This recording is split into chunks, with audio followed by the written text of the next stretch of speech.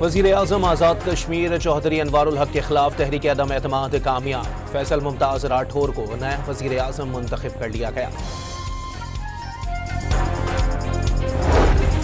बांग्लादेश की साबिक वज़ीर आज़म शेख हसीना वाजिद को सजाए मौत का हुक्म। खुसूसी ट्रिब्यूनल में 1400 मुजाहिरीन के कत्ल का जुर्म साबित होने पर इंसानियत के खिलाफ जुर्म की मुर्तकिब करार। हुकूमत ने भारत से फौरी हवालगी का मुतालबा कर दिया। नायब वज़ीर आज़म इसहाक डार शंघाई ताउन तंजीम के सरबराह इजलास में शिरकत के लिए मॉस्को पहुंच गए। एयरपोर्ट पर रूसी नायब वज़ीर खारजा ने इस्तकबाल किया।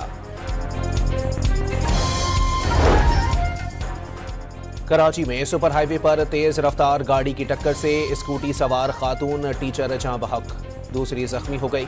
सुपर हाईवे पर ही वाटर टैंकर की टक्कर से मोटरसाइकिल सवार जाँ बहक। और हैदराबाद में पटाखों की फैक्ट्री में धमाके का एक और जख्मी दम तोड़ गया। वाकये में मरने वालों की तादाद 10 तक पहुंच गई।